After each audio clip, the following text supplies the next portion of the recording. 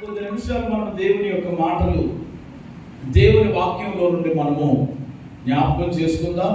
అందరూ శ్రద్ధగా దేవుని యొక్క మాటలు వినాలని ప్రేమతో మీకు మనవి చేస్తా ఉన్నాను. ఈ యొక్క జూన్ మాసం, ఇది ఈ 12 నెలలలో 6వ మాసం.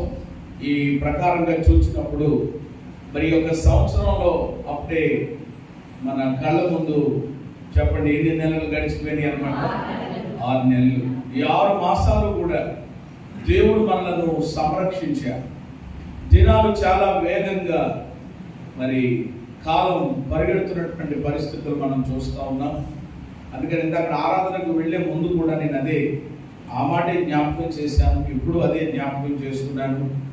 దినములు గడిచిపోతూ ఉండగా, మన మీద నుండి దుర్లు వెళ్ళిపోతూ ఉంటుండగా, ఏమన్నా ఇంకా మన ఆధ్యాత్మిక స్థితి, మనం పరిస్థితి ఏ విధంగా ఉంది, లేక మన ఆత్మీయ స్థితిలో మనం ఎంతవరకు ఎదిగినటువంటి వారంగా ఉన్నామో, ఈ పరీక్ష ఎప్పటికప్పుడు మనము చేసుకోవలసినటువంటి వారమై ఉన్నాం. కాబట్టి దాని గురించి ఎవరికి వాళ్ళు వ్యక్తిగతంగా ఈ విషయంలో చాలా సీరియస్గా మనం ఉండాలి. కానీ ఏదో దినాలు దేవుడు ఇస్తున్నాడు, వాటిని అనుభవిస్తున్నాం, ఈరోజు అయిపోయింది రేపు వచ్చేసింది అనేటువంటి ధోరణిలో లోకస్తుల వలె ఎవరు మనం ఉండకుండా కాలం యొక్క విలువను ఎరిగినటువంటి వారమై, అందుకనే రోమా పత్రికలు అనుకుంటాను, కాలమును ఎరిగి అనే మాట. కాలం ఏం చేయాలట? ఎరగ. నిద్ర మేలుకునేటువంటి వేళ అయిపోయింది, ఇంకా పడుకుని ఉంటాను, ఇంకా నేను సోమరిగా ఉంటాను, ఇంకా బద్ధకస్తుడుగా నేను ఉంటాను అనుకునేటువంటిది కాదట. నిద్ర మేలుకునే వాళ్ళ ఎప్పుడో అయిపోయింది అని దేవుని వాక్యం మనలను హెచ్చరిస్తూ ఉండగా, దేవుని వాక్యానికి మనం లోబడి దైవభక్తులు మనం ముందుకు సాగిపోదాం. ఈరోజు మనం చదువుకున్న కీర్తనల గ్రంథంలో నుండి 26వ కీర్తన మన ధ్యానం కొరకై అందులో 7వ చరణాన్ని మనం చదువుకుందాం. 26వ కీర్తన 7వ చరణం. అచ్చట కృతజ్ఞతాస్తుతులు చెల్లింతును, నీ ఆశ్చర్య కార్యములను వివరించు. ఎవరి కీర్తన భక్తుడైనటువంటి దావీదు రచించినటువంటి కీర్తనగా ఉంది.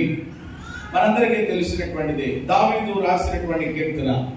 ఈ కీర్తనలో తాను వ్యక్తిగతంగా దేవునితో మాట్లాడినటువంటి ఆ మాటలు మనకు కనబడతాయి ఈ కీర్తనలో.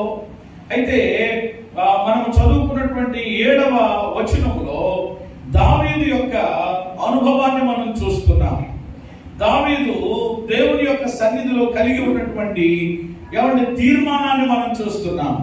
అతడు దేవుని సన్నిధిలో చేసుకుంటున్నటువంటి మొక్కుబడిని మనం చూస్తున్నాం. అదేంటి అని అంటే, అచ్చట నేను ఏం చేస్తానంటున్నాడు? కృతజ్ఞతాస్తుతులు చెల్లిస్తాడట. ఏం చెల్లిస్తాడండి? ఈ కృతజ్ఞత ఆదివారం నేను మీకు తెలియజేసేటువంటి అంశం ఏమిటి అని అంటే, లేక ఈ దినము పరిశుద్ధాత్మ దేవుడు మనందరితో మాట్లాడేటువంటి ఎవరి యొక్క మాటలు ఏమిటి అని అంటే, దేవుని బిడ్డలము అయినటువంటి మనము, దేవుని ప్రజలమైనటువంటి మనము తప్పకుండా మన జీవితాలలో దేవుని ఎడల ఏమి కలిగి ఉండాలి? కృతజ్ఞత కలిగి ఉండాలి. చెప్పండి, ఏం కలిగి ఉండాలి? కాబట్టి ఈరోజు మన అంశం ఏమిటి అని అంటే, కృతజ్ఞత కలిగి ఉండుట. చెప్పండి అందరి మాట. అంటే మీరు ఎవరో కృతజ్ఞత లేని వారు అని కాదు. మీ మీద నేను తప్పు మోపడం లేదు. కృతజ్ఞత లేదు, కృతజ్ఞత ఉన్నది కనుకనే ఈ నెలంతా, ఈ వారమంతా, ఈ 6 నెలలు కాపాడినటువంటి ప్రభువును స్తుతించడానికి వర్షాన్ని కూడా చెప్పండి ఏం చేయకుండా, లెక్క చేయకుండా దైవ సన్నిధికి వచ్చారా? స్తోత్రం చెప్పండి. మరి కొంతమంది వర్షం లేనట్టుగా ఉంది అనుకుంటున్నా. కానీ నన్ను అడిగితే ఈ వర్షాన్ని చెప్పడం మనం ఏం చేయకూడదు అనమాట, లెక్క చేయకూడదు. ప్రభువుని ఆరాధించడానికి ఏది మనకు ఎలా ఉండకూడదు అనమాట. కొంతమంది చూడండి, దైవ సన్నిధికి వచ్చే విషయంలో స్కూలుకు పిల్లలు మానేయడానికి ఎలా సాకులు చెప్తారో, ఏమంటే స్కూల్కు పిల్లలు మానేసినప్పుడు ఎలాగైతే ఏమంటే మరి నెపాలు చెప్తారో అలాగున్న కొంతమంది మండలి విషయంలో కూడా ఏం చెప్పేవాళ్ళు ఉంటారు, అమ్మ అదే తల్లి రాలేదే ప్రార్థన కంటే ఏమొస్తామండి అయ్యారు పొద్దున్నుంచి ఎలా పడుతుందో మరి ఎలా పడుతుందో తెలుసు కదా, ఏం పెద్ద ఇదేమి కాదు. నన్ను అడిగితే ఏమంటే ఈ జూన్ లేకపోతే ఈ జూలై ఆగస్టు ఈ మాసాలని ఏమని పిలుస్తారు అని అంటే అసలు ఏ కాలం అంటే ఇది వర్షాకాలంలో చెప్పండి ఏం కురుస్తాయి అంతే కదా, ఎండాకాలంలో ఏ కాలంలో ఆ పనులు. కాబట్టి ఇది వర్షాకాలం కాబట్టి వర్షాలు కురుస్తాయి, ఏమంటే కురవడమే అందరికి ఏంటి చెప్పండి మంచిది కదా. అవి లేక బాధపడుతున్నారు కొన్ని ఏరియాల్లో. దేవుడు కృపను బట్టి మనకు దేవుడు సమృద్ధికరమైనటువంటి వర్షాలు ఇస్తున్నారు. కాబట్టి మళ్ళా వీటిని కొరవద్దనో మళ్ళా వాటిని స్వాధీనంలో పెట్టుకోమనో మనం ఏం ప్రార్థన చేయడానికి ఎవరి అవకాశం లేదు. అందుకని నేను ప్రార్థన చేయలేదు. ప్రభువా నీ చిత్తం, కాలములు సమయములు మీ ఆధీనంలో ఉన్నాయి. వర్షమైన తుఫానైనా నీ సన్నిధి పట్ల ఆశ కలిగిన వాళ్ళు ఏం చేస్తారు, వచ్చేస్తారు. నిర్లక్ష్యంగా ఉన్నవాళ్ళు, అనాలోచనగా ఉన్నవాళ్ళు, ఏముందని అనుకునేవాళ్ళు. నేను ఒక మాట అడుగుతానండి, వర్షాకాలం అని ఏం మానేస్తున్నాం? ఒక మాట చెప్పండి. వర్షాకాలం అని ఏం మానేస్తున్నాం? తినడం మానేస్తున్నామా? పిల్లలు స్కూల్కి వెళ్ళడం మానేస్తున్నారా? హలో, ఇలా చూడాలి దయచేసి. వచ్చేవాళ్ళు వస్తారు, వాళ్ళు ఎక్కడో చోట కూర్చుంటారు, మీరు దేవుని వాక్యం చక్కగా వినాలంతే. కాబట్టి మీరు నా వైపు చూస్తూ వాక్యం వినాలి. వర్షాకాలం అని ఏమని మానేస్తున్నాం? ఈ వర్షాకాలం 3 నెలల్లో కూడా మేము అన్నం వండుకోవట్లేదని పాస్టర్ గారు, మేము ఆహారం సిద్ధం అని ఎవరైనా ఉన్నారా అని అడిగితే మనం చెప్పాను కదా, ఈ వర్షాకాలమే అన్ని కాలాల కంటే ఎక్కువ కాలం ఈ వర్షాకాలంలో ఎక్కువ తింటారు చాలా. ఎందుకంటే ఆకలి బాగా వేస్తుంది, కాలం అంటారు పంచి. అందుకని ఎన్ని పూటలు తింటున్నారు కూడా తెలియకుండా తింటారు చాలా, వేడిగా ఉంటుంది. కాబట్టి ప్రేమది భోజనం మానేయడం లేదు. అలాగే మన పిల్లలు ఎక్కడికి వెళ్ళడం మానడం లేదు. నాన్న నేను వస్తా ఉంటారా అని చెప్పి గొడుగు వేసుకుని ఆ గొడుగులో అటు పెట్టుకుని జాయిగా మనం తీసుకెళ్ళి ఏం చేస్తున్నాం, బస్సు ఎక్కువ అటు ఎక్కువ పంపిస్తున్నాం. ఇలా చెప్పుకుంటూ పోతే ఏది మానడం లేదు. ఉద్యోగాలకు వెళ్ళేవాళ్ళు ఎవరు ఆఫీసుకి వెళ్ళడం మానేస్తున్నారా? సార్ వర్షం గట్టిగా వస్తుందండి, ఇప్పుడు నేను అని చెప్పగలుగుతారు ఎవరైనా? ఓర్మైనా చెప్పండి, ఏం చేయాలి? వెళ్ళిపోవాలి.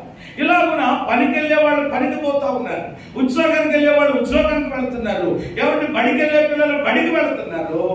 దేనికి వెళ్ళే వాళ్ళు దానికి తడుచుకుంటా, అవసరమైతే ఆ రోజు ఫంక్షన్ వచ్చినా కూడా ఎవరిని తడుచుకుని కూడా వెళ్ళిపోయేటువంటి పరిస్థితులు ఉంటాయి.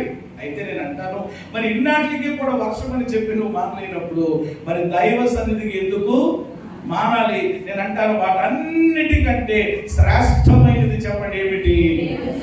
ఈరోజు ఒక వాక్యం నేను గ్రూప్ లో పెట్టాను, చూసే ఉంటారేమో.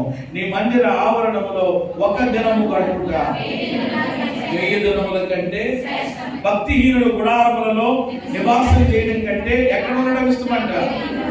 కాబట్టి వర్షాన్ని ఎవరు సాకుగా గాని నెపముగా గాని ఎప్పుడు కూడా తీసుకోకండి. కాలంలో అది నాకు చెప్పకండి. ప్రియమైన దేవుని బిడ్డ, అవసరమైతే తడుచుకుంటూ వచ్చానండి. అప్పుడు నేను చూశాను, ఓ తల్లిగారు మామగారు అనమాట. అప్పుడు వర్షం వస్తుంది, అయినా కానీ అలాగే చాలా సంతోషమైంది నాకు. మొట్టమొదటిగా ఆవిడ వచ్చింది మందిరానికి. వృద్ధాప్యం ఆమెది. చెప్పాలి అని అంటే ఎవరొకరు అనొచ్చు, ఎందుకమ్మా ఇప్పుడు ఎక్కడ జారిపోతావు అనొచ్చేమో. ఆయన ఏమీ లెక్క చేయకుండా నేను నా దేవుడి సన్నిధికి వెళ్ళిపోవాలి అనేటువంటి ఆలోచన. ఈరోజు ఈ యొక్క అనుభవాన్ని మీరు ప్రతి ఒక్కరూ ఎప్పటికీ కూడా కలిగి ఉండాలని, ఎవరి ప్రేమతో ఎవరి దేవుని యొక్క సన్నిధి పట్ల మీరు కలిగి ఉన్నటువంటి ఆసక్తి ఈ విధంగా కూడా మీరు కనపరచాలని జ్ఞాపకం చేస్తా ఉన్నాను. కాబట్టి కృతజ్ఞత అనేది మన జీవితాల్లో లేదని కాదు, కృతజ్ఞత కలిగినటువంటి వారుగానే మనం ఉన్నాం ఇప్పటికీ. అయితే నేను చెప్పేది ఏంటంటే, ఎప్పటికీ కూడా మనం ఏమై ఉండాలి? ఈనాడు కలిగి ఉన్నటువంటి కృతజ్ఞత ఏనాటికైనా ఒక రకంగా చెప్పాలి అని అంటే, ఈ భూమిని విడిచి మనం ఆయన దగ్గరికి వెళ్ళే వరకు కూడా దేవుని ఎడల దేవుని కార్యాల ఎడల చెప్పండి ఎప్పటికీ కృతజ్ఞులమై ఉందుముగాక. ఆమేన్ చెప్పండి అందరూ. ఎందుకు ఆ మాట నేను చెప్పాను అని అంటే, తిమోతికి రాసినటువంటి పత్రికలో ఆ మాటలన్నీ కూడా నేను చదివించలేను, కానీ ఒక మాట నేను జ్ఞాపకం చేస్తాను. అపోస్తలుడైనటువంటి పౌలు గారు తన ఆత్మీయ కుమారుడైనటువంటి తిమోతికి పత్రికను రాస్తూ రెండవ పత్రిక 3వ అధ్యాయం 3వ అధ్యాయం 1వ వచనంలో అంత్య దినములలో అపాయకరమైన కాలాలు వస్తాయి తెలుసుకొనుము. ఎలాగంటే మనుషులు స్వార్థప్రియులుగా, ధనాపేక్షులుగా, వెంకమలాడేవారుగా, అహంకారులుగా, దూషకులుగా, తల్లిదండ్రులకు అవిధేయులుగా. తర్వాత నోట్ చేసుకోండి, అండర్లైన్ చేసుకోండి మీ బైబిల్లో, కృతజ్ఞత లేనివారు. ఎవరట? 7వ పాయింట్కి వస్తుంది, మీరు లెక్కెట్టుకుంటే ఇంకా చాలా ఉన్నాయి అక్కడ. అంత్య దినాలలో ఎవరి అపాయకరమైనటువంటి కాలములు వస్తాయి. రావడం ఏంటి? ఆల్రెడీ వచ్చేసాయి. అవన్నీ చెప్పాలి అంటే దానికి ఒక గంట పడుతుంది. కాబట్టి నేను అక్కడికి వెళ్ళట్లేదు. ఎందుకంటే మీరు ఆల్రెడీ సోషల్ మీడియాలో ఉన్న సమాచారాలన్నీ ఎరిగినటువంటి వారు కనుక నేను చెప్పాల్సిన పని లేదు. అంత్య దినములలో మనం ఉన్నాం. ఎవరిని కడవరి దినములలో మనం ఉన్నాం. ఈ అంత్య దినాలలో అపాయకరమైనటువంటి కాలములు వస్తాయి కనుక మనుషులు ఎలా మారిపోతారట, దేవుని ప్రజలే ఇలా మారిపోతారట. ఎవరు ఎలాగనంటే చాలా ఉన్నాయి ఇక్కడ. స్వార్థపరులని, వెంకమలాడేవారని, ధనాపేక్షలని, చాలా విషయాలు ఉన్నాయి. అవన్నీ మనం వివరించుకోలేం. కానీ ఎలా మారిపోతారు ఈ కడవరి చివరి దినాలలో అంటే కృతజ్ఞత. ఎవరంటండి? కృతజ్ఞత లేదు.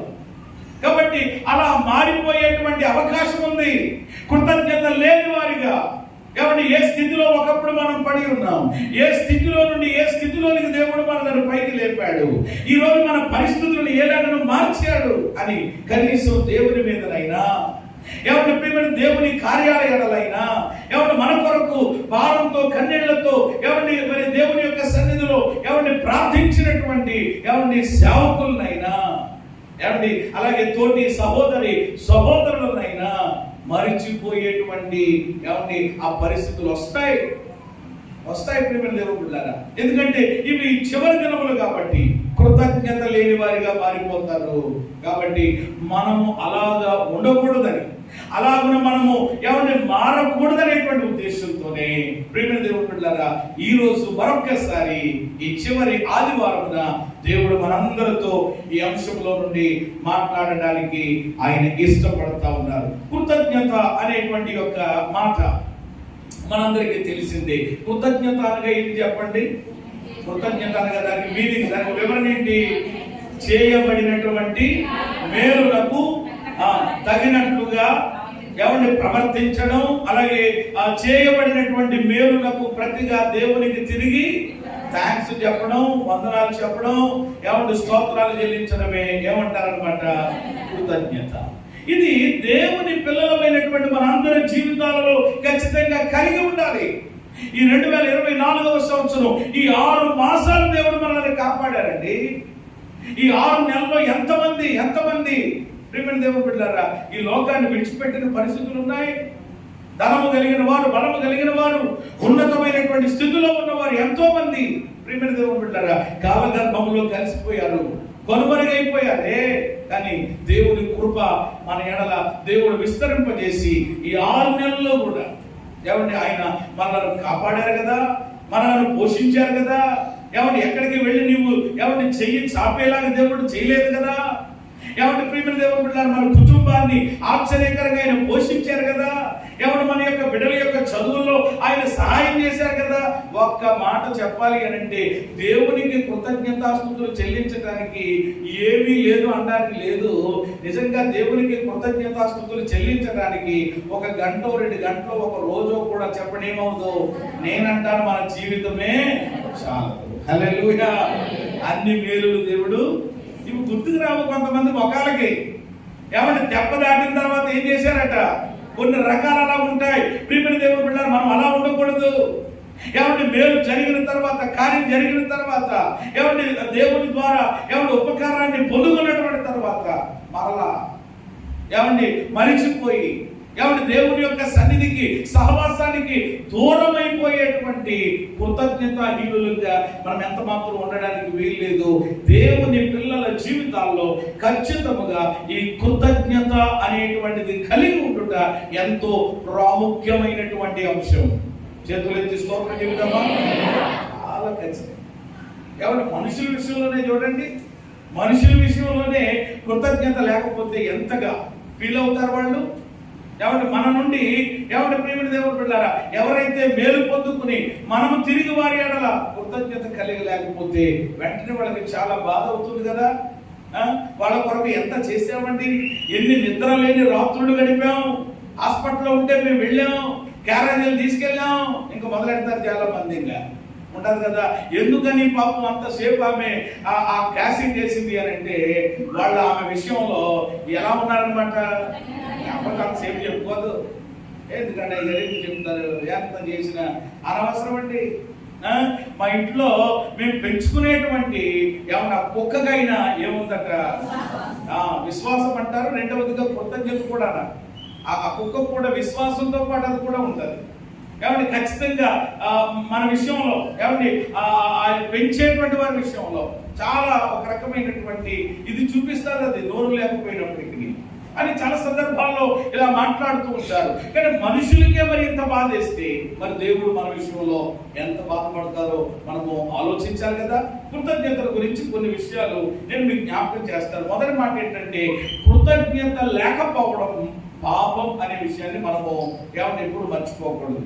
కృతజ్ఞత లేకపోవడమే ఏంటనమాట పాపం. ఏమన్నా ఈరోజు పాపం అనే విషయానికి చాలా మందికి ఏమనుకుంటారంటే, పాపం అంటే రకరకాలుగా దొంగతనం చేయడమో, లేక నరహత్య చేయడమో, లేక వ్యభిచరించడమో, ఇంకోటి అనుకుంటారు. అవన్నీ పాపాలే, కాదనడం లేదు. కానీ ప్రేమ దేవుడు పిల్లలు, దేవుడు వాక్యం చెప్తున్నటువంటి విషయం ఏంటంటే, కృతజ్ఞత లేకపోవడం కూడా ఏంటనమాట ఆ పాపం ఎవరు చేశారు? బైబిల్లో ప్రేమ దేవుడు పిల్లలు, ఆ పాపం ఎవరు చేశారు అని అంటే ఎవరో కాదు, దేవుని ప్రజలే, ఇశ్రాయేలీలే. ఏం చేశారు చెప్పండి? ఎన్నెన్ని అద్భుతాలు దేవుడు వాళ్ళ పట్ల చేశాడండి. ఎన్నెన్ని కార్యాలు మీరు చదవలేదేమో ఎప్పుడుని. 106వ కీర్తనలో ఉంటది. అలాగే ఈ రోజు అనుదిన వాక్య పట్టణంలో 136వ కీర్తన వచ్చింది మనకి. ఎన్నో కీర్తన? మొత్తం 136వ కీర్తన అంతా ఏమని ఉంటది? చదవట్లేదు.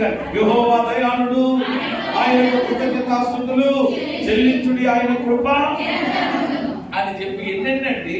ఎర్ర సముద్రమును పాయలుగా చేసాను. రాజులని అతను ఎన్ని ఉన్నాయో కార్యాలు, అన్ని కార్యాలు ఒక రకంగా చెప్పాలంటే లెక్కలేనన్ని కార్యాలు, లెక్కించలేని కార్యాలు చేసిన దేవుడు వాళ్ళు ఏం చేశారట? కృతజ్ఞత లేని వారిగా మారిపోయారు. కృతజ్ఞత లేకపోవడమే పాపం అనే విషయాన్ని కూడా మనం ఎప్పుడు మర్చిపోకూడదు. ఆ పాపం మనం చేయడానికి వీల్లేదు. ఎప్పుడు కూడా కృతజ్ఞత కలిగి ఉండాలి. రెండో మాట ఏమిటి అని అంటే, కృతజ్ఞత కలిగి ఉండుట ద్వారా మీరు అనొచ్చు, పాస్టర్ గారు కృతజ్ఞత అని అంటున్నారు, ఏంటంటే మాకు అది దేవుని పట్ల కలిగి ఉంటే ఆ కృతజ్ఞతాస్తుతులు చెల్లిస్తే ఏమిటి అనేటువంటి ఆలోచనకు వస్తే కనుక ప్రియమైన దేవుని బిడ్డలారా, కృతజ్ఞత కలిగి ఉండుట ద్వారా మరొక మేలును మన జీవితాల్లో మనం పొందుకోగలుగుతాం. హల్లెలూయా. అమ్మా, ఏం పొందుకోగలుగుతాం? మరొక మేలు. అంటే ఆల్రెడీ దేవుడు ఏం చేశాడు? మాట్లాడాలి మీరు దయచేసి. మేలు చేశాడు. అయితే ఇప్పుడు మళ్ళా కృతజ్ఞతలు మనం చెప్పామనుకో, దేవుడు ఏం చేస్తాడనమాట? మరొక మేలు. అంటే ఇది మనకు మంచిదా కాదా చెప్పండి? ఎంతో మంచిది. కృతజ్ఞతలు చెల్లించడం ద్వారా ఇంకొక మేలు పొందుకుంటాం అనమాట, ఇంకొక కార్యం పొందుకుంటాం అనమాట, ఇంకొక ఉపకారాన్ని దేవుడి ద్వారా మనం చూస్తాం. అందుకని ఇప్పుడు కృతజ్ఞతలు చెల్లించడం ఎవరికి లాభం? దేవుడికి లాభమా, మనకు లాభమా? అందుకని చెప్పి కృతజ్ఞతలు చెల్లించడానికి ఎవరు ఇదే ఒకండి, మన మంచిగా, మన మేలుకే. ఇప్పుడు ఉదాహరణ చూడండి, ఎర్ర సముద్రం దాటారు.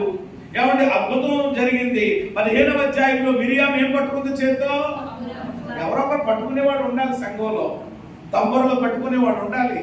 అంటే ప్రేమ దేవుని బిడ్డలారా, ఏమిటి అంటే ప్రభువును స్తుతించే వాళ్ళు కావాలి. తంబురం పట్టుకుందంటే మిరియాము మొత్తం మీద పాట మొదలెట్టారు.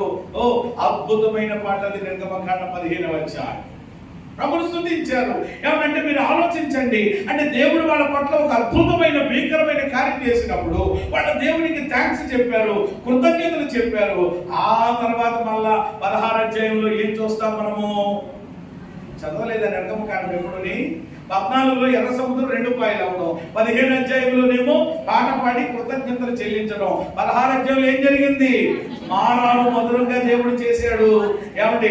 ఆకాశం నుండి నాకు బలుబు బాగా కొట్టుకెళ్తుంది అనమాట. బైబిల్లో కొన్ని అధ్యాయాలు ఏమైపోవాలన్నమాట, ఇక్కడ ప్రింట్ అయిపోవాలన్నమాట.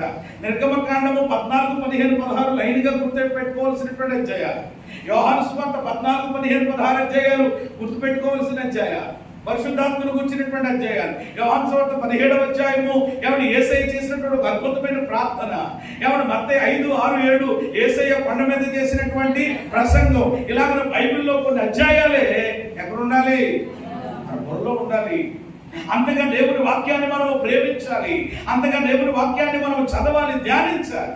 ప్రేమ దేవుడు బిడ్డలారా, ఎవడు 16 అధ్యాయంలో ఎవడు ఒక్కటి కాదు 2 అద్భుతాలు దేవుడు చేశాడు. అంటే ఇప్పుడు కృతజ్ఞతలు చెల్లించడం ద్వారా ఎవడు మరొక మేలు పొందుకున్నారా లేదా? వాళ్ళు మాట్లాడేమా?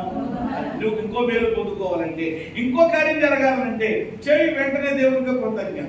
కానీ మనవాళ్ళు ఎలాంటి వాళ్ళు అంటే అప్పటికప్పుడు అనమాట. ఏమండి? ఆ కార్యాన్ని బట్టి ఏదో సంబరపడతారు, మళ్ళీ మర్చిపోతారు, మళ్ళీ ఇంకో కష్టం ఏదో రావాలి, మనలో ఇంకో ఇబ్బంది ఏదో రావాలి. అలాగా ఏమన్నా మన జీవితాల్లో మనం ఉండకూడదు. కాబట్టి 2వ మాట, కృతజ్ఞత కలిగి ఉండడం ద్వారా మరొక మేలు దేవుడి ద్వారా మనము పొందగలం. 3వ మాట చెప్తాను. ఏమన్నా ఏమిటంటే కృతజ్ఞత కలిగిన హృదయం. ఏ హృదయం? కృతజ్ఞత కలిగిన హృదయం. అంటే దేవుని పిల్లలు ఏ హృదయం కలిగి ఉండాలి అని అంటే మాట్లాడాలి. ఒకప్పుడు మన హృదయం ఎలాంటిది? వెనక్కి వెళ్ళండి, ఒకసారి బీసీ కాలానికి వెళ్ళండి, క్రీస్తు పూర్వానికి వెనక్కి వెళ్తే మన హృదయం ఎలాంటిది? మీ హృదయం ఎలాంటిదో, మీరు గొప్పోడు, మీ హృదయాలని గొప్ప హృదయాలు. నేను చెప్తాను, నా హృదయము వెనక్కి వెళితే ఏమండి? మోసకరమైనది, అది ఘోరమైన. మీది కాదా? ఇప్పుడు కాదు, నేను అడుగుతుంటా. ఒకప్పుడు ఏమని చెప్పాలి అని ఇక్కడ కూర్చున్నటువంటి మన అందరి హృదయాలు ఒకప్పుడు ఎలాంటివి? మోసకరమైనవి, ఘోరమైన. ఇంకా ఒకవేళ అలా ఉన్నాము, జాగ్రత్త. ఏమండి? వెంటనే మారు మనసు పొందాలి. కాబట్టి ఒకప్పుడు మన హృదయం మోసకరమైనది, ఒకప్పుడు హృదయమైనటువంటి ఘోరమైనటువంటి వ్యాధి కలిగినది. కానీ ఇప్పుడు మన హృదయం ఎలా మారిపోవాలి అని అంటే కృతజ్ఞత కలిగిన హృదయంగా. చేతులు ఎత్తి స్తోత్రం చెప్పండి. ఏ హృదయం? నీ హృదయం అదేనా? నీ హృదయం అదేనా? కృతజ్ఞత కలిగిన హృదయం ఎలా ఉంటుంది అని అంటే ప్రియుడు కొన్ని మాటలు చెప్తాను. కృతజ్ఞత కలిగినటువంటి హృదయం ఏమంటే దేవునిని విడిచి ఉండలేదు. నెంబర్ 1. మళ్ళీ ఇదొక పాయింట్ అనమాట. మళ్ళా అంటే 3వ మాటలో మరికొన్ని మాటలు దీనికి ఎందుకు వస్తాయి. కృతజ్ఞత కలిగిన హృదయం ఏమంటే దేవునిని విడిచి ఉండలేదు. ఎవరిని? వేరే వేరే కాదు. లోకంలో కొంతమంది నిన్ను విడిచి నేను ఉండలేను అని ఎక్కడెక్కడ చెప్తా ఉంటారు. అవి కాదు ప్రియమైన దేవుని బిడ్డలారా, సెలవులను విడిచి ఈరోజు ఎవరు కూడా ఏం చేయలేకపోతున్నారు. దేన్నైనా అవసరమైతే భార్యనైనా ఏం చేస్తారట? వదిలేస్తారట. భర్తనైనా వదిలేస్తారట. కానీ దేన్ని మాత్రం వదలరట. అంతగా ఏమైపోయింది అనమాట, కరెక్ట్ అయిపోయింది. ఈరోజు సెల్ ప్రపంచంలోనే మనుషులు ఉన్నారు. కాబట్టి ఈరోజు ప్రియమైన కృతజ్ఞత కలిగిన హృదయం ఏమంటే దేవునిని విడిచి ఉండలేదు, దేవుని యొక్క సన్నిధిని విడిచి ఉండలేదు. అందుకని ఇక్కడ చూడండి, దావీదు ఏమంటున్నాడు? అచ్చట నేను నీకు కృతజ్ఞతాస్తుతులు. ఎచ్చట దేవునికి కృతజ్ఞతలు చెల్లిస్తాడట? అచ్చట అన్నాడు కదా. అచ్చట అంటే ఎచ్చట. ఆ తర్వాత ఏముంటది? 8వ వచనంలో యెహోవా, ఒకసారి చదవండి అన్నమాట. నీ నివాస మందిరమునందు నీ తేజో మహిమ నిలుచు స్థలమును నేను ప్రేమించొచ్చు. అంటే అచ్చట దేవునికి కృతజ్ఞతలు చెల్లిస్తాడట. అచ్చట అంటే ఎచ్చట అంటే 1 దేవుని మందిరంలో, 2 తేజో మహిమ. మందిరం అంటేనే చెప్పండి ఏమి నిలిచే స్థలం? దేవుని మహిమ ఉంటుంది ఇక్కడ, దేవుని సన్నిధి ఉంటుంది ఇక్కడ, దేవుని ప్రజెన్స్ ఉంటుంది. కానీ కొంతమంది బ్రతుకుల్లో దాన్ని అనుభవించాలి. దైవ సన్నిధికి వచ్చామనంటే దేవుని యొక్క ప్రసన్నత, దేవుని యొక్క మహిమ చెప్పండి ఏం చేయగలగాలి? మనము అనుభవించగలగాలి. దేవుని మందిరం అంటేనే ఆయన తేజో మహిమ నిలిచేటువంటి స్థలం. కాబట్టి ప్రియమైన దేవుని బిడ్డలారా, ఇక్కడ దావీదు దేవునికి కృతజ్ఞతలు చెల్లిస్తున్నాడు అని అంటే ఆయన హృదయం ఎలాంటిది అన్నమాట? కృతజ్ఞత కలిగినటువంటి హృదయం.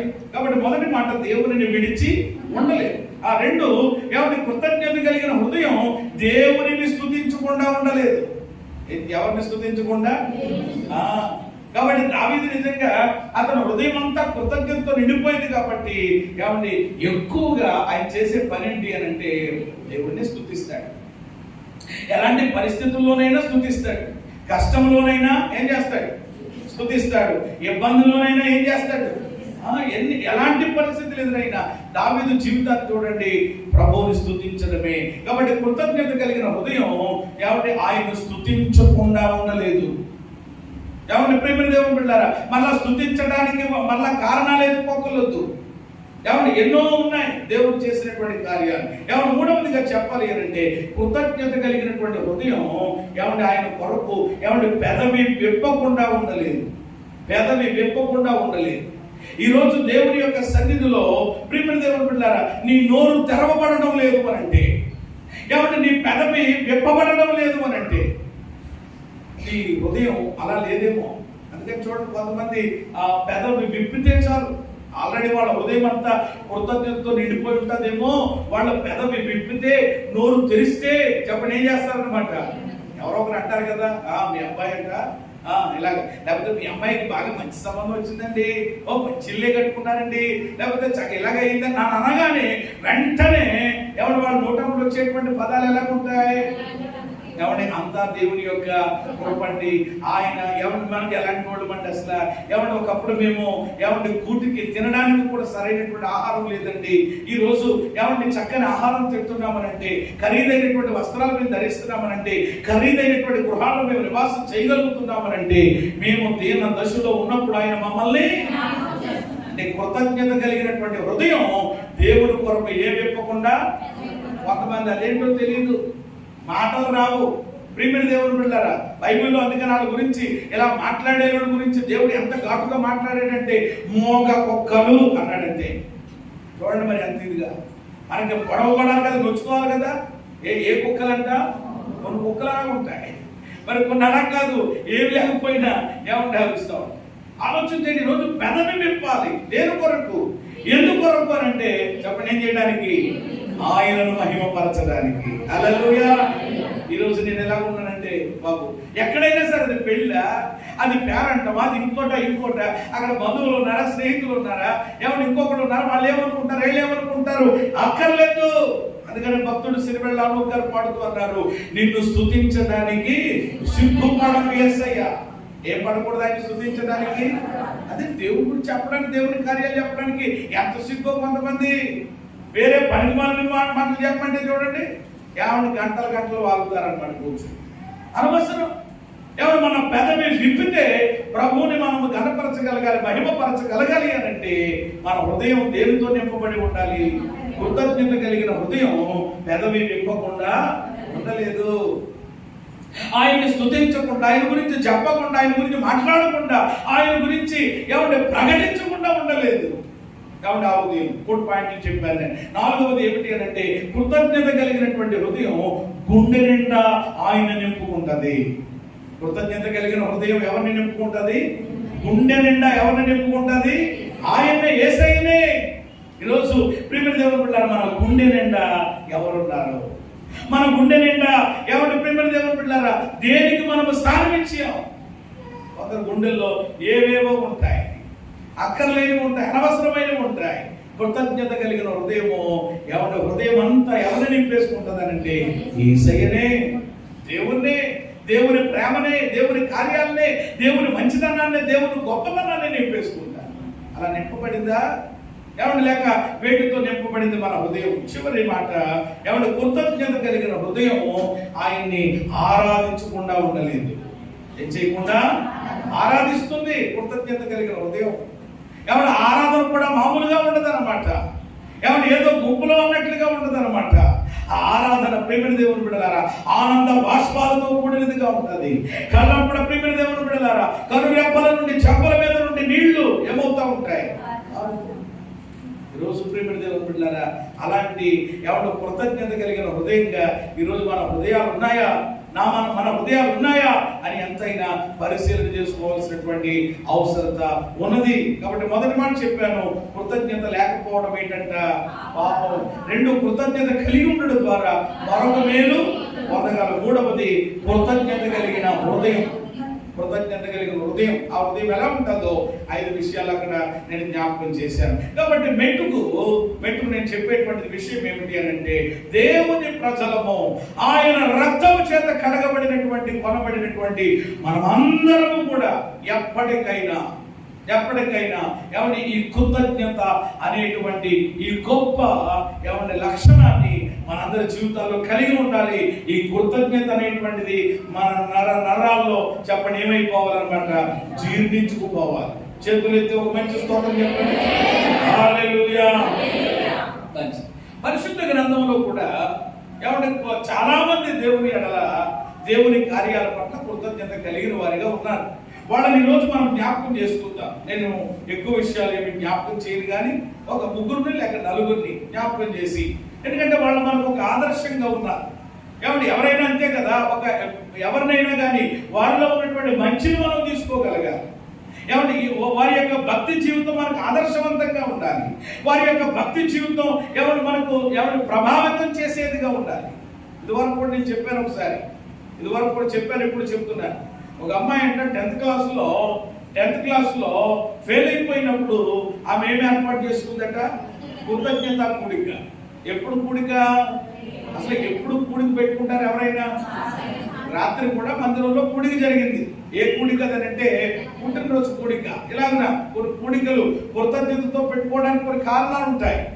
కానీ ఎవరైనా పాస్ అయితే పెట్టుకుంటారు, పెళ్ళైతే పెట్టుకుంటారు, జాబ్ వస్తే పెట్టుకుంటారు, ఎలాగనమాట. కానీ ఈ అమ్మాయి ఫెయిల్ అయినప్పుడు కూడా ఏం చేసిందట అంటే, అలాగున కూడా అంటే ఆ బైబిల్లో ఉన్న మాటకి ఆమె ఏం చేసింది అనమాట, న్యాయం చేసింది నిజంగా 100%. ఏంటి అని అంటే, ప్రతి విషయమునందు దేవునికి ఏం చేయాలంట, ఎప్పుడు ఎవ్రీథింగ్, ఎప్పుడైనా కానీ. కాబట్టి కొన్నిసార్లు మనము కేవలం మంచే అయితే మనం, లేకపోతే ఏముండదు, మాట కూడా చెప్పాలి. అని అమ్మాయి ఎప్పుడైతే ఫెయిల్ అయినప్పుడు కూడా మళ్ళా కూటం కూడా ఎలాగా, ఏదో తూతులు అందరం కూటం కాదు, 10 మంది అలాగే ఉంటాయన్నమాట. ఏదో ముఖస్థుతి కొరకు అనమాట. మరి లేదనిపించుకోవడం కొరకు మళ్ళీ అలా పెట్టకపోతే మళ్ళీ అయ్యగారు ఏమంటారు, పాస్టర్ గారు ఏమంటారు అని ఇలాగా కొన్ని కూటాలు జరుగుతాయి. అలా చేయకూడదు. దేవునికి థాంక్స్ చెప్పినప్పుడు, కృతజ్ఞతలు చెల్లించినప్పుడు అది ఎలా చేయాలని బైబిల్ చెప్తుంది అంటే, కష్టంగా కాదు, ఇష్టపూర్వకంగా, మనఃపూర్వకంగా చేయాలి. హల్లెలూయా. బలవంతంగాను కొడుకుంటూనో కోటం అంటారు, ప్రార్థన అంటారు, పలారం అంటారు, అదంటారు, ఇదంటారు, తిట్టుకుని ప్రియమైన దేవుడు పెట్టారు. ఏం చేసినా చెప్పండి ఏమవుదన్నమాట, అది ఆకారం కాదు. ఒకవేళ మీరు తిన్నా కూడా ఏమన్నా అనుకోరు, ఒక్కోసారి అలాగే జంట్ర బాబు అనిపిస్తూ ఉంటుంది ఒక్కోసారి. అలాగే మీరు ఎవరు అనుకోరు. అలాంటి వాళ్ళు ఎవరు యేసుక్రీస్తు మహిమ మందిరంలో లేరు. దేవుని కృపను బట్టి చేతులు ఎత్తి స్తోత్రం చెప్పండి. నమ్మకం లేదా? మరి అలా అనుమానంగా చెప్తారండి. కాబట్టి ప్రియమైన ఎవరైనా సరే మనం మనపూర్వకంగా చేస్తాం. ఏం చేసినా బలవంతంగా ఇంకోటి కాదు. అలాగే మంచిది. మనం పూర్ణ హృదయంతో చేస్తే దేవునికి అది మరొక మేలు మనం పొందుకోగలుగుతాం. ఇందాక చెప్పుకున్నట్లుగా అమ్మాయి నిజంగా ఇష్టపూర్వకంగా చేసింది. మళ్ళా చక్కగా వచ్చిన వాళ్ళందరికీ ప్రేమైందంట. అది చాలా మర్చిపోయింది అనమాట. చాలా మందికి వచ్చినటువంటి వాళ్ళు ఇదేట్రా నాయన ఎక్కడెక్కడ కూడా అందరికి, సంఘాలందరికీ కూడా మళ్ళీ అయ్యారు మీరు ఒక్కలే కాదండి, మీకు తెలిసిన వాళ్ళు ఎవరైనా సేవకులు ఉంటే కూడా పిలిపించండి అన్న. పైపించి అందరినీ కూడా పిలిపించి చాలా అద్భుతంగా, చాలా గ్రాండ్గా సెలబ్రేట్ చేసింది. అందరూ కూడా ముక్కు మీద చెప్పండి ఏమేసుకున్నారు, వేలేసుకున్నారు. కానీ అందరికీ ఒక గుణపాఠం, అందరికీ జ్ఞానోదయం కలిగింది. అమ్మాయి నిజమే రాబా ఏంటి, మనము నష్టం కలిగినప్పుడే కాదు, కీడొచ్చినప్పుడే కాదు, ఎలాంటి పరిస్థితుల్లోనైనా ప్రభువును మనం ఏం చేయాలి, స్తుతించాలన్నట్టు ఇన్స్పైర్ అయ్యారనమాట. అమ్మాయిని బట్టి కొన్నేళ్ళు గడిచింది. ఆ రోజు తెలియనటువంటి రీతిలో ఆ కూటానికి ప్రేమిణ దేవుని పిల్లరా, ఆ రోజు ఆ కూడికలోనికి ఓ పెద్ద ఆయన వచ్చారట. మొత్తం మీద పరిస్థితి అంతా చూశారట. ఆనందపడ్డారు, చాలా సంతోషపడ్డారు. అప్పుడే ఫిక్స్ అయిపోయారట. ఆయన 3 సంవత్సరాలు అయినటువంటి తర్వాత ఆ పెద్ద ఆయన కారు వేసుకుని వాళ్ళ ఇంటికి వచ్చి, మరి ఇదిగో మీ అమ్మాయిని మా ఇంటి గోడలుగా మేము చేసుకోవాలని ఆశపడుతున్నామని చెప్పి ప్రియమైన దేవుని బిడ్డలారా ఆయన కోరుకోవటం జరిగింది. ఎందుకు వచ్చినటువంటి ఆయన ఎవరు అని అంటే కనుక ఆయన కలెక్టర్ గారు, దేవునికి స్తోత్రం కలిగింది. ఇప్పుడు ప్రేమిడి దేవుడు పిల్లారా, కలెక్టర్ గారింటికి ఈ పిల్ల ఎలా వెళ్ళింది చెప్పండి? ఓడలుగా వెళ్ళింది. కారణం ఏంటి అని అంటే అప్పుడు చెప్తున్నారంట, ఆ కూడికి నేను వచ్చాను కృతజ్ఞత కూడటానికి, అప్పుడే నేను ఫిక్స్ అయ్యాను మా అబ్బాయి కనుక ఎవరికి పెళ్లి చేస్తే తప్పకుండా మీ అమ్మాయిని ఇచ్చి చేయాలి. చూసారా అంటే ఎంత దేవుడు ఆధిక్యతనిచ్చాడు. అంటే ఆ రోజు తన జీవితంలో ప్రేమిడి దేవుడు పిల్లారా, ఒకవేళ ఫెయిల్ అయినా కానీ అయితే అవని దాని తర్వాత మళ్ళీ రాసింది చక్కగా మేము పాస్ అయ్యింది, ఒక ఉన్నతమైనటువంటి చదువుకుంది, ఏమండి ఒక మంచి గవర్నమెంట్ జాబ్ పొందుకుంది. అంత మాత్రమే కాదు, కలెక్టర్ గారింటికి కోడలుగా వెళ్ళింది. కాబట్టి ప్రతి విషయంలో ఏమంటే దీన్ని బట్టి ప్రభుని స్తుతించాలా, దీన్ని బట్టి ప్రభుని స్తుతించాలని ఏది మనం ప్రక్కన పెట్టడానికి వీల్లేదు. ఏ విషయంలోనైనా ఏమంటే మనం ప్రభుని స్తుతిస్తే కనపరిస్తే తిరిగి మరలా ఏమంటే గొప్ప మేలులు దేవుని ద్వారా మనము చూడగలుగుతాం. రండి త్వరగా దేవుని వాక్యంలో నుండి చూపిస్తాను. పరిశుద్ధ గ్రంథంలో నుండి కొంతమంది వ్యక్తులు, రాజుల 2వ గ్రంథం, ఏమంటే రాజుల 2వ గ్రంథం 5వ అధ్యాయం 17వ వాక్యం.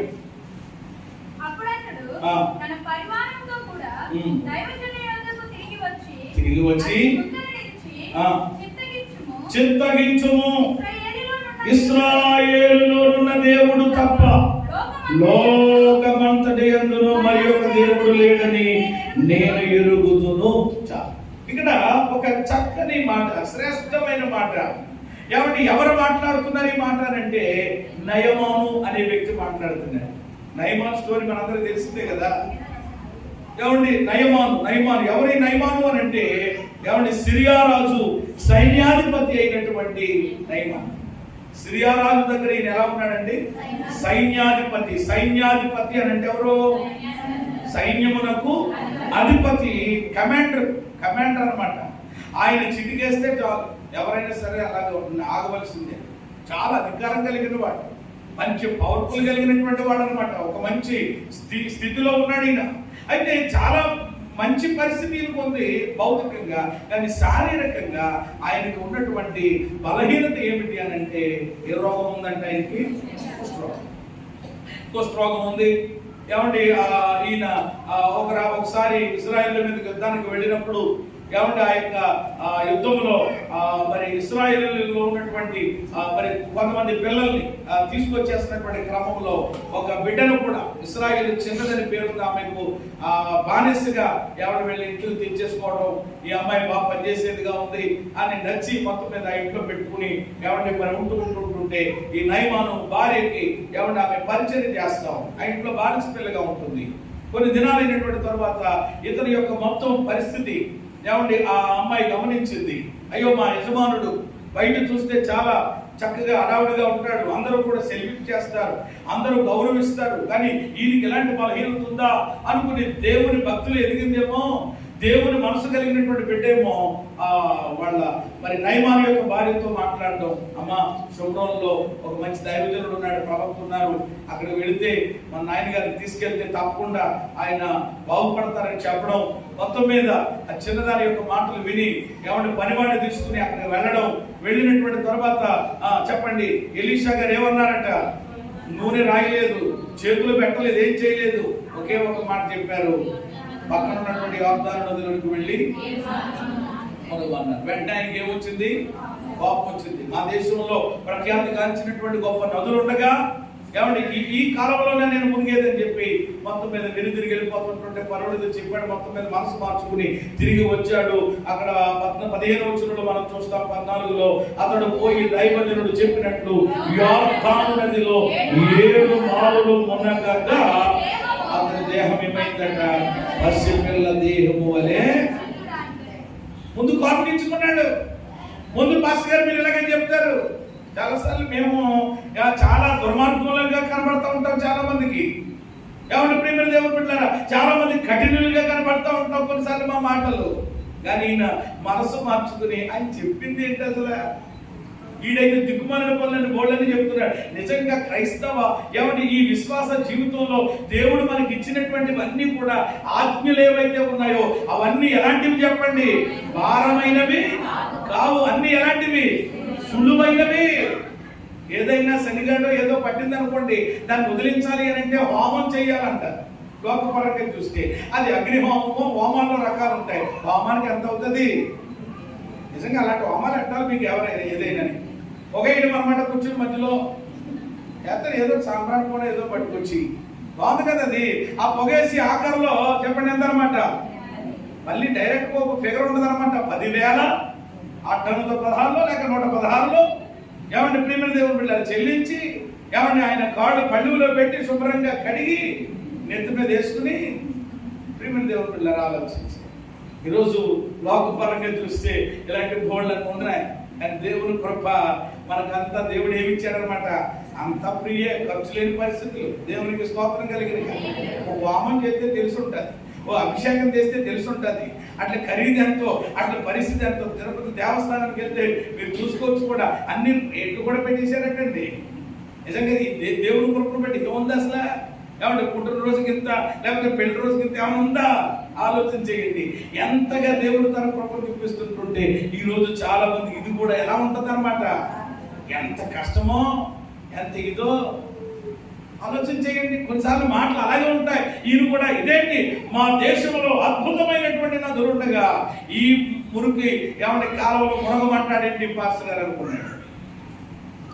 అనుకుంటాం కొన్నిసార్లు. కానీ ఎవరొకరు చెప్పేవాడు ఉండాలి కదా, బాబయ్య కత్తిద్రని ఆయన చెప్పంటే మనస్పార్శుడు వచ్చాడంట.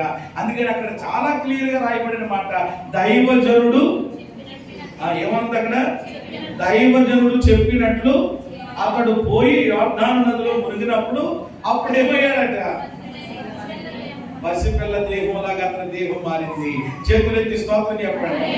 అంటే దైవజనుడు ఏది చెప్పినా ఎందుకు చెప్తాడు, నీ బాబుకు చెప్తాడు అని నువ్వు అర్థం చేసుకోవాలి. నువ్వు బాగుపడటానికి ఎప్పుడు బాగయ్యాడు ప్రియమైన దేవుని బిడ్డలారా, ఎప్పుడు ఇతడు ఎవరు ప్రియమైన దేవుని బిడ్డలారా స్వస్థత చిత్తుడయ్యాడు, ఎప్పుడు ఆ కృష్ణరోగం పోయింది అని అంటే ఎవరు చెప్పినట్లు విన్నప్పుడు. లేకపోతే ఎంత పరాక్రమశాలి అయితే ఎవరికండి, ఎంత కమాండర్ అయితే ఎవరికండి, ఎంత ఏమండి సైన్యాధిపతి అయితే ఎవరికి కావాలి? లోపల పుళ్ళు కదా, లోపల భయంకరమైన రసులు కదా, లోపల మొత్తం వేసుకున్న పూటంతా కూడా ఏమంటే తడిచి ముద్దయిపోతుంది కదా. ఇంటికి వెళ్ళేటప్పటికి ఏంటి బ్రతుకని చెప్పి ఎంత బాధ అయిపోతుంది. ఆలోచించి పసిపిల్ల దేహంలో మారిపోయిందట. ఎప్పుడైతే మారిపోయిందో అప్పుడు నయమానులో నాకు కనిపించింది ఏమిటి అని అంటే, నయమాను ఏమంటే దేవుని ఎడల కలిగి ఉన్నటువంటిది ఏమిటి అని అంటే కనుక అప్పుడు అతడు అతని పరివారంతో కూడా మరలా దైవజనుడి దగ్గరికి ఏం చేశాడట, తిరిగి వచ్చాడట. అతను ముందర నిలిచాడట, చింతకించుము, ఇశ్రాయేలులో నున్న దేవుడు తప్ప లోకమంతటి యందు మరొక దేవుడు లేడని నేను. ఈ మాట నయమాను దేనితో చెప్తున్నాడు చెప్పండి, కృతజ్ఞతతో చెప్పిన మాట. హల్లెలూయా. మా దేనితో చెప్పిన మాట, కృతజ్ఞత కలిగిన హృదయంలో నుండి వచ్చిన మాట అది. కృతజ్ఞతతో అంటున్నాడు, అయ్యా దైవజనుడా, ఇశ్రాయేలులో ఉన్న దేవుడు తప్ప మరి ఇంకెక్కడా కూడా ఈ లోకంలో ఏ దేవుడు లేడు. మొత్తం ఏమంటే మామూలుగా చెప్పలేదు మళ్ళా మాట కూడా, ఎవడు మామూలుగా ఎవడు ఆ మాట ఎవడు చెప్పి ముగించలేదు. ఇశ్రాయేలులో ఉన్నటువంటి దేవుడే, ఇంకా ఎవరు లోకంలో ఏ దేవుడు కూడా లేదు. రాజులు సైతం, సైన్యాధిపతులు సైతం, ఎవరి పరాక్రమశాలులు సైతం చెప్పండి దేవుని యొక్క గొప్పతనాన్ని, దేవుని ఔన్నత్యాన్ని ఏం చేయగలుగుతున్నారు, ఒప్పుకొని కొనియాడి ఆయనకు కృతజ్ఞతలు చెల్లిస్తారు. ఆయనే దేవుడు, ఆయన తప్ప ప్రియమైన దేవుని బిడ్డలారా ఏమండి మరి ఎవరు లేరని చెప్పి బాగుపడినటువంటి నయమాను చెప్పండి దేవుడిని ఏం చేస్తున్నాడు, స్తుతిస్తున్నాడు. ఆ మాట ఆరాధనకి సంబంధించిన మాట, ఆ మాట స్తుతికి సంబంధించినటువంటి మాట. ఏమంటే ప్రియమైన ఆయనే దేవుడు. ఏమంటే మరొక చోట చూడండి, మీరు వాక్యం చదవకూడదు కానీ నెబుకద్నెజరు రాజు అంటాడు కదా, షడ్రక మేషక అబేద్నెగోల విషయంలో ఆ వీరి దేవుడే ఎవరు, పూజారుడు అన్నారు చూసారు. అలాగనమాట ఆయనే దేవుడు, ఇశ్రాయేలులో ఉన్న దేవుడే దేవుడు. ఇంకా లోకంలో ఉన్న వాళ్ళు దేవుళ్ళు దేవతలని పిలవబడుతున్నారు కానీ వాళ్ళకి కానే కాదు అని గుండె లోతులో నుండి కృతజ్ఞత కలిగిన భావంతో ఏమంటే ఆ మాట చెప్పాడు. ఆరోగ్యవంతుడిగా స్వస్థత చిత్తుడై ప్రియమైన దేవుని బిడ్డలారా తన ఇంటికి వెళ్ళాడు. చేతులెత్తి స్తోత్రం చెబుతాం. అంటే నయమానులో ఏం కనబడుతుంది మనకి, అందుకని మరలా ఆ బలహీనతకు రాలేదు, మరలా ఆ రోగమంతరికి రాలేదు. బ్రతికినంత కాలం ఆరోగ్యంగా ఆనందంగా ఆయన బ్రతకగలిగారు. నెంబర్ 2, 2వ సమూయేలు గ్రంథం 7వ అధ్యాయము మొదటి నుండి కొన్ని వచనాలు చదివితే ఏమన్నా మనకు అక్కడ మరొక విషయం మనకు అర్థమవుతుంది. సమూయేలు 2వ గ్రంథము 7వ అధ్యాయము మొదటి నుండి ఆ మాటలు మీరు అందరూ కూడా చూడడానికి ప్రయత్నం చేయండి. రాసుకునేవాడు రాసుకోండి. ఆ చదువమ్మ మనలో ప్రారంభం నుంచి. యెహోవా నలుదిక్కుల విజయమునిచ్చి అతనికి నెమ్మది కలుగజేసినటువంటి తరువాత రాజు తన నగరయందు కాపురం ఉండి నాతాను ప్రవక్తను పిలువనంపి, నేను దేవదారు ప్రాణుతో కట్టిన నగరయందు వాసము చేయుచుండగా దేవుని మందసము డేరాలో నిలిచి ఉన్నదనగా నాతాను యెహోవా నీకు తోడుగా ఉన్నాడు, నీకు తోచినదంతయు నెరవేర్చుమనెను. చాలు, తర్వాత ఇంటికి వెళ్తారు చదువుకోవడం మిగిలిన విషయాలు. ఇక్కడ ప్రేమ దేవుడు పెట్టారు. నెంబర్ 2, రెండవదిగా దావీదు కనబడుతున్నారు మనకి. ఏమంటే కృతజ్ఞత అంటే చెప్తున్నాను. అతడేమో స్వస్థత పొందుకున్న తర్వాత, అతడు పడిన తర్వాత నయమానులో ఆ భావన మనకు కనబడుతుంది. ఇక్కడ దావీదు జీవితాన్ని చూస్తే ఏమండి దేవుడట నలుదిక్కుల అతని శత్రువుల మీద అతనికి ఏమిచ్చారట? విజయమునిచ్చి. ఏమిచ్చి? విజయమునిచ్చి. తర్వాత నెమ్మది కలుగజేసిన తరువాత అనే మాట. తరువాత అంటే ఎప్పుడు? తరువాత అంటే ఎప్పుడండి? మేలు పొందుకున్న తర్వాతే కదా, స్వస్థత పొందుకున్న తర్వాతనే కదా, విడుదల కలిగిన తర్వాతే కదా. అంటే తర్వాత ఎవరు మనము కలిగి ఉండాల్సినటువంటి విధానం గురించి ఎవరు దేవుని వాక్యములో భక్తుల జీవితాల్లో నుండి మనం చూస్తున్నాం. తరువాత అనేటువంటి మాట. ఏమంటే రాజు నగరయందు కాపురం ఉండి నాతాను ప్రవక్తను పిలిపించాడట. పిలిపించి దైవజనుడు పిలిపించి నాతాను ప్రవక్తను పిలిపించి ఆయనతో చెప్తున్నాడు. ఏమంటున్నాడంటే, నేను దేవదారు ప్రాణుతో కట్టిన నగరంలో వాసం చేస్తున్నాను. దేవుని మందస్సు ఎక్కడుంది? డేరాలో ఉంది. దేవుని మందస్సు ఎక్కడుంది? గుడారంలో. మరి నేను ఎక్కడున్నాను? మంచి అద్భుతమైనటువంటి ప్యాలెస్ లో ఉన్నాను నేను. అద్భుతమైనటువంటి ఏమండి ఇంద్రభవనంలో ఉన్నాను నేను. కానీ దేవుని మందస్సం ఎక్కడుంది అంటే టెంట్లో ఉంది, డేరాలో ఉంది, గుడారంలో ఉంది. ఇది తప్పునా? ఇది అలా ఉంటే కుదురుతుందా? లేదు. ఈ రోజు దేవుడు నాకు విజయం ఇచ్చాడు కనుక, నలుదిక్కులా నాకు దేవుడు ఏం కలుగజేశాడు? నెమ్మది కలుగజేశాడు కనుక, ఇప్పుడు దేవుడు నా పని చేశాడు కనుక, దేవుడు నా విషయంలో జోక్యం చేసుకున్నాడు కనుక, ఇప్పుడు నేను కృతజ్ఞత కలిగి ఏం చేయాలి? దేవుని పని చేయాలి. చేతులెత్తి స్తోత్రం చెప్పండి. అంటే ఇది ఇప్పుడు ఏ హృదయం అంటారు? దావీదు కృతజ్ఞత కలిగి ఉన్నాడు కాబట్టి, కృతజ్ఞత అనేటువంటి మనస్సు భావన ఆయనలో ఉంది కాబట్టి ఇప్పుడు దేవుని గురించి ఆలోచిస్తున్నాడు. మాట్లాడాలి మీరు. దేవుని మందిరమును గురించి. ఇంకొక ప్యాలెస్ ఎలా కడదామా? ఏమంటే డబ్బులు ఉన్నాయి కాబట్టి ఇంకో చోట ఎక్కడైనా కడితే బాగుంటుందా? డిస్కౌంట్ మీద కట్టారు కదా మొన్న, ఏమన్నా మన ప్రియులు, ఏమన్నా అలా కూడా ఎక్కడ కడితే బాగుంటుంది? ఇలాగనా అంటే డబ్బులు ఎక్కువ అవుతున్నాయి అనుకోండి, ఆలోచనలు కూడా ఏమవుతాయంట? ఎక్కువైపోతూ ఉంటాయి.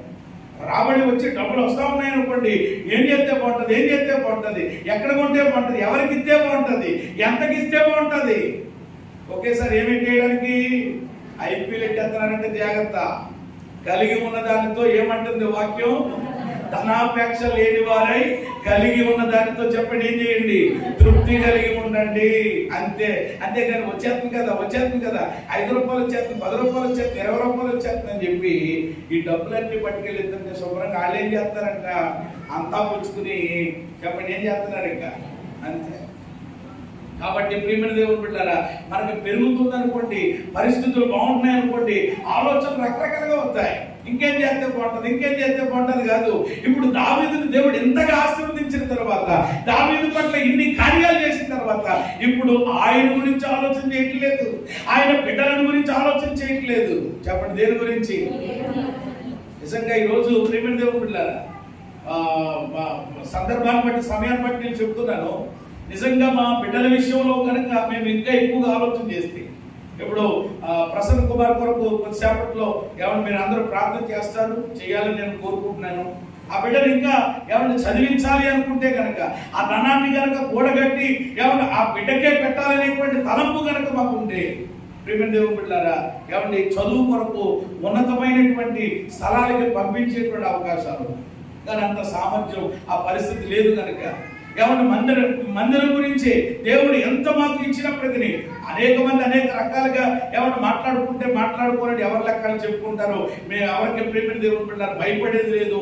ఎందుకంటే నీతిమంతుడు ఎప్పుడు సింహం వల్ల ఎలా ఉంటాడంట, ధైర్యంగా.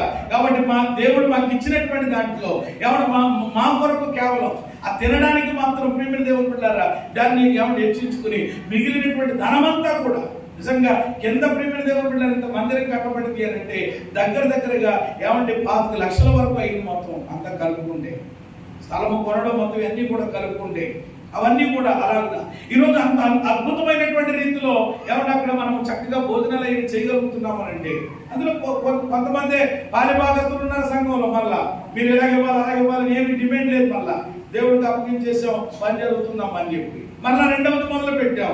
దీనికి శ్రాప్ కొరకే కొన్ని లక్షల రూపాయలు అయింది. నిజంగా ఆ ధనమంతా ఒకవేళ ఏమన్నా మా పిల్లలు వాళ్ళ చదువులు మన ఎవరు కానీ అంటున్నారనమాట, నిజంగా మందిరం పని మీరు పెట్టుకున్నారు కానండి, ఒకవేళ మీరు ఆ బుద్ధి ఆ మనస్తత్వం కలిగి ఉంటే కనుక ఖచ్చితంగా మీ అబ్బాయిని అబ్రాడ్ పంపిద్దురు. ఏమండి ఉన్నతమైనటువంటి విద్యల కొరకు అని సర్లేని దేవుని చెప్తాం. ఏమంటే మేము మా బిడ్డలను దేవుని చేతులకు అప్పగించాం, మేము దేవుని పని చేస్తున్నాం, దేవుని పని జరగాలని ఏమంటే మేము ఆశపడుతున్నాం. ఆ తర్వాత మా పిల్లల అవసరాలైనా మా అవసరాలైనా చెప్పండి ఎవరు చూసుకుంటారు? యెహోవా ఈరే. దేవునికి స్తోత్రం కలిగి. కాబట్టి ఈరోజు మన గురించి మనం ఆలోచించుకోవచ్చు, ఏమంటే మన గురించి మనం ఎన్నో లెక్కలేసుకోవచ్చు. కానీ దావీదు చూడండి, అతని ఆలోచన అంతా దేని మీద ఉందన్నమాట. ఎలాగా? అలాగని సంఘంలో లేకుండా లేరని చెప్పట్లేదు.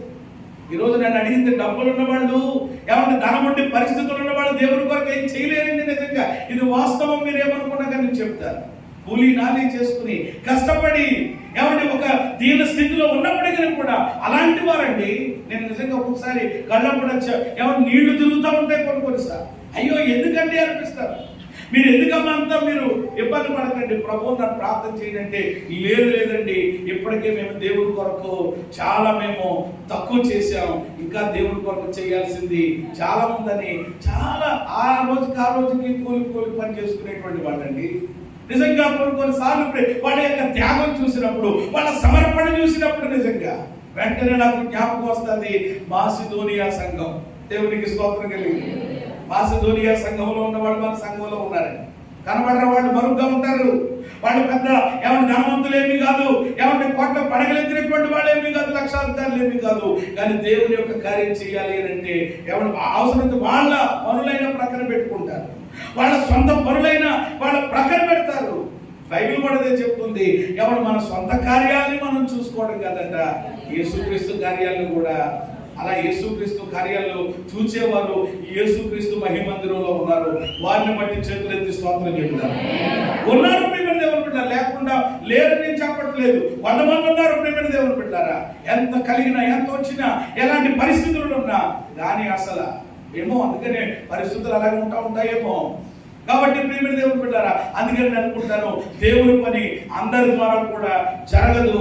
ఎవరి ఎడల దేవుని ప్రణాళిక, ఎవరి ఎడల దేవుని చిత్తం ఉందో వారి ద్వారానే దేవుడు ఎంత ఆలోచించాడు. కానీ దావీదు ఆయన కట్టాడని చెప్పండి, అట్లా ఎవరి చేత కట్టించుకున్నాడు?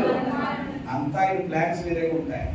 అందుకని అనుకుని ప్రభుని స్తుతిస్తాం తప్ప ఇంకేం చేసేది ఉండదు, ప్రార్థన చేస్తాం. కాబట్టి ఇప్పుడు దావీదు దేవుని యొక్క ఏమంటే మందిరమును గురించినటువంటి ఆలోచన, ఏమంటే దేవుని యొక్క ఏమంటే సన్నిధిని కొరకైనటువంటి ఆలోచన ఆయన కలిగి ఉన్నాడు అని అంటే దావీదులో మనకు కనబడుతున్నటువంటిది ఏమిటి అని అంటే కృతజ్ఞత. ఏం కలిగి ఉన్నాడండి? తరువాత అనేటువంటిది. ఎవరు మొదటి వ్యక్తి మనం ఎవరిని చూసాం? రెండవ వ్యక్తి ఎవరిని చూసాం? అలాగే లూకా సువార్త 17వ అధ్యాయము 15వ వచనంలో మనందరికీ తెలిసిన వ్యక్తి, మనం ప్రత్యేకంగా చదవక్కర్లేదు.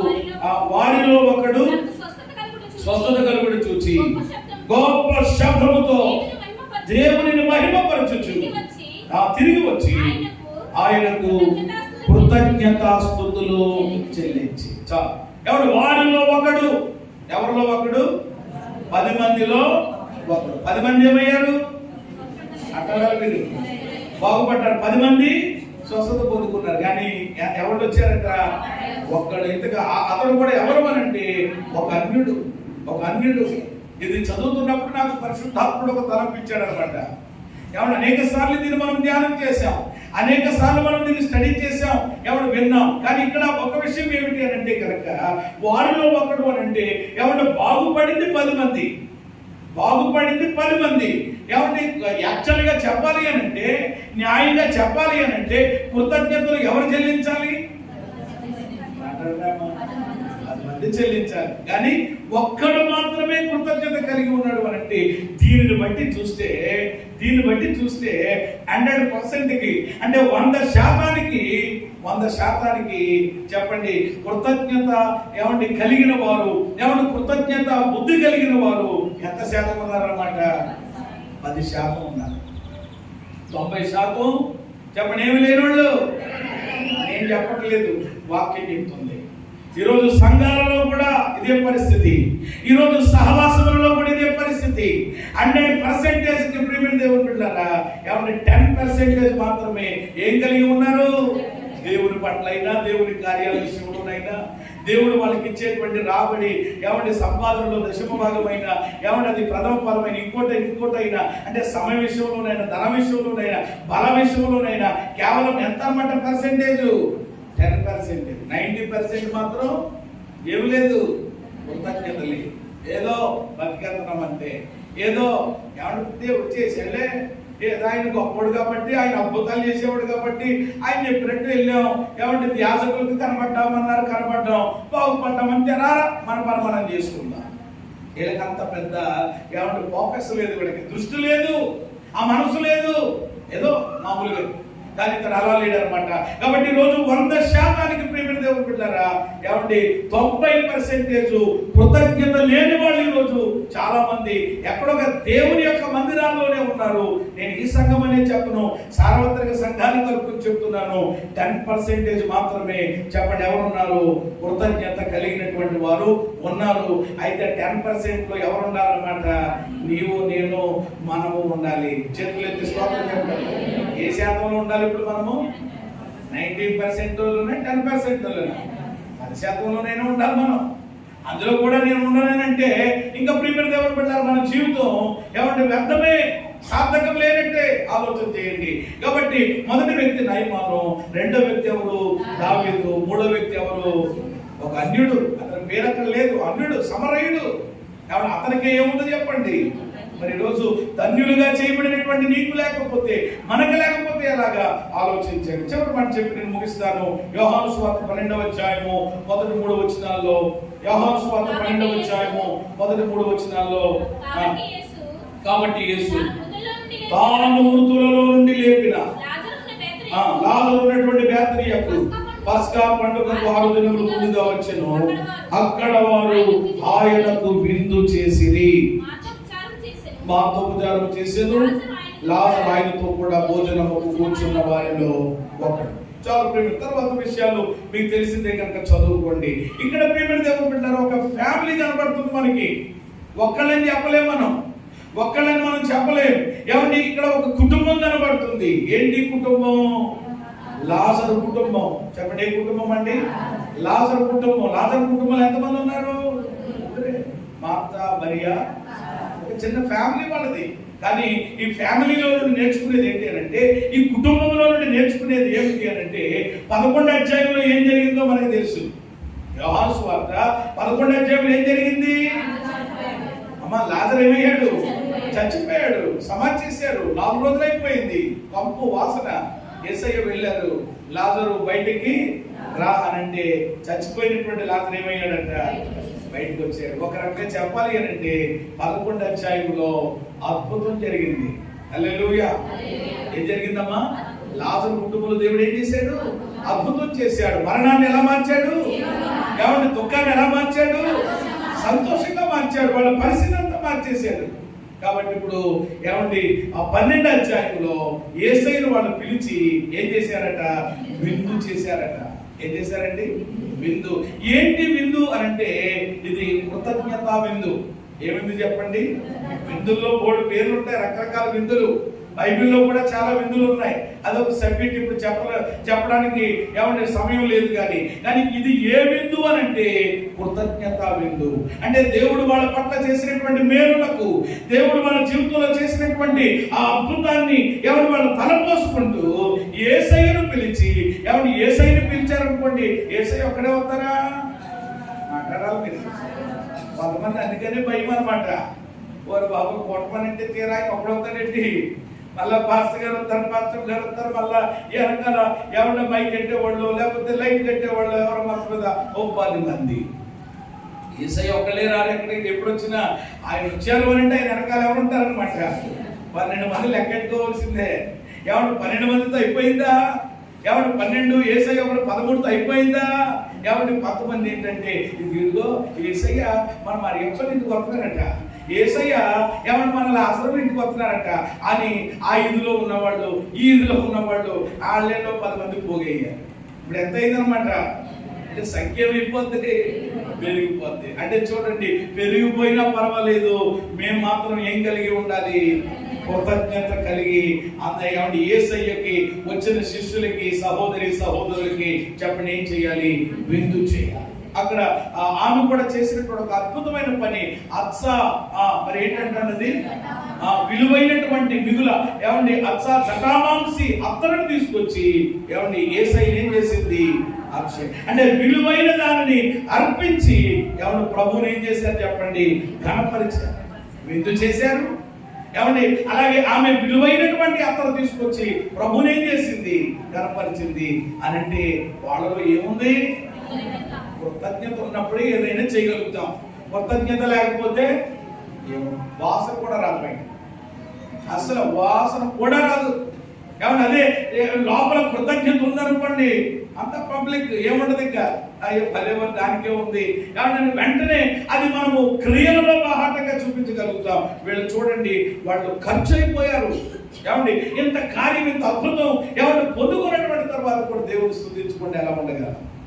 దేవుణ్ణి మనం ఘనపరచుకుంటే ఎలా ఉండగలం అని చెప్పి వాళ్ళు ప్రేమ దేవుని బిడ్డలారా కృతజ్ఞతతో నిండినటువంటి హృదయంతో ప్రభువుని ఆరాధించారు. ఎన్ని విషయాలు మనకు వచ్చినాయి అంటే 4 విషయాలు. ఇంకా చాలా మనం ధ్యానం చేయొచ్చు, కానీ ఇక్కడతో ఆపుతున్నాను. మొట్టమొదటి వ్యక్తి ఎవరు చెప్పండి? అతని రోగం ఎప్పుడైతే బాగుపడిందో వెంటనే అతను దేవుని ఏం చేస్తున్నాడు? స్తుతిస్తున్నాడు. ఏమని? ఇశ్రాయేలులో ఉన్న దేవుడు తప్ప లేడు అని ఎంతో బాహాటంగా, ధైర్యంగా ఏమంటే ప్రేమ దేవుని బిడ్డలారా ప్రభువుని గురించి ప్రకటించి ఎవరి కృతజ్ఞతలు చెల్లించాడు. కృతజ్ఞత బుద్ధి కలిగి ఉన్నాడు. 2 దావీదు ఏమంటే అతనికి విజయం కలిగిన తర్వాత, నెమ్మది కలిగిన తర్వాత ఏమంటే దేవుని మందిరాన్ని గురించి ఏం చేస్తున్నాడు? ఆలోచిస్తున్నాడు. అంటే ఆయనలో కూడా ఏముందనమాట? కృతజ్ఞత ఉంటేనే ఆలోచిస్తాం, లేకపోతే మనకు పని అలాగే చెప్తా ఉంటారులే అని వెంటనే దాన్ని చాలా టెక్నిజీగా తీసి పక్కన పెట్టేస్తాం అంతే. అదే కృతజ్ఞత ఉంటే తప్పకుండా దేవుని గురించి, దేవుని మందిరాన్ని గురించి, దేవుని కార్యాల గురించి మనం ఆలోచించగలుగుతాం. మూడవదిగా ఒక అన్యుడు ఏమన్నా అతనికి కూడా ఏముందనమాట? కృతజ్ఞత ఉంది. ఏమన్నా 4వదిగా లాజరు యొక్క కుటుంబం. ఈరోజు ఇంతమంది మనం చూసాం. ఏమన్నా ఇంకా 3 మంది బైబిల్లో ఉన్నారు. మరి వీళ్ళందరూ కృతజ్ఞత కలిగి ఉన్నారు కనుకనే ఈరోజు వాళ్ళ గురించి మనం ఏం చేస్తున్నాం? మాట్లాడుకుంటున్నాం. ఎవరు కృతజ్ఞత కలిగి ఉన్నారు కాబట్టి వాళ్ళ గురించి మనం ధ్యానం చేస్తున్నాం. ఎవరు వాళ్ళ గురించి మనం సంభాషించుకోగలుగుతున్నాం. ఈరోజు అదే కృతజ్ఞత మన జీవితంలో, మన బ్రతుకుల్లో కలిగి ఉంటే ఏమండి మన గురించి కూడా ఇతరులు తప్పకుండా మాట్లాడుకుంటారు. ఏమండి దేవుని యొక్క నామము మహిమపరచబడినట్లుగా ఏమండి మనం అందరం ఈ అనుభవాన్ని కలిగి ఉండాలి. 26వ కీర్తన 7వ చరణం దగ్గరికి మరలా వస్తే దావీదు అంటున్నాడు, అత్సక కృతజ్ఞతాస్తుతులు. ఈ కృతజ్ఞత ఆదివారం నాడు ప్రభు మనతో మాట్లాడుతున్నటువంటి మాట కృతజ్ఞత కలిగి ఉండాలి. మీరు కలిగి లేరని నేను చెప్పడం లేదు. ఈరోజు చాలా మందికి దేవుని కృపను బట్టి కృతజ్ఞత కలిగినటువంటి బుద్ధి మనం కలిగి ఉన్నాం. దేవుని ఎడల, దేవుని కార్యాల ఎడల, దేవుని సన్నిధి పట్ల ఆ మనసు ఉంది. కానీ ఎవరి ఒకవేళ ఎవరికైనా లేకపోతే కలిగి ఉండాలి తప్పకుండా. అంచె దినాలలో, అపాయకరమైన దినాల్లో కృతజ్ఞత లేని వారిగా మారిపోతారట. మనం అలా ఉండకూడదు. కృతజ్ఞత లేకపోవడం పాపమని, కృతజ్ఞత కలిగి ఉండడం ద్వారా మరొక మేలు మనం పొందగలమని, ఎవరు కృతజ్ఞత కలిగిన హృదయంలో నుండి ఏం వస్తాయో మనం చూసాం. బైబిల్లో అలాంటి హృదయం కలిగినటువంటి నలుగురు వ్యక్తులను కూడా చూసాం. ఐదో వ్యక్తిగా నువ్వెందుకు కాకూడదు, ఐదో వ్యక్తిగా మనం ఎందుకు కాకూడదు? ఓ తీర్మానం చేసుకుందాం. ప్రభువా, ఎప్పటికైనప్పటికీ కూడా ఈ లోకమును నేను విడిచి నీ దగ్గరికి వచ్చే వరకు కూడా, నా గొంతులో అయ్యా ప్రాణం ఉన్నంత వరకు, ఊపిరి ఉన్నంత వరకు కూడా నీ ఎడల నేను కృతజ్ఞత కలిగి ఉంటానయ్యా. కృతజ్ఞత హీనురాలుగా కానీ, కృతజ్ఞత హీనుడుగా కానీ నేను మారను ప్రభువా. అలాంటి పరిస్థితి నాకు రాకూడదు నాయన. ఎప్పటికైనా కృతజ్ఞత కలిగి నిన్నే స్తుతిస్తాను, నిన్నే ఆరాధిస్తాను, నీకై జీవిస్తాను అని తీర్మానం చేద్దాం. ప్రభు యొక్క కష్టాలకు మనల్ని మనము అప్పగించుకుందాం. అట్టి కృప దేవుడు మనందరికీ దయచేయును గాక.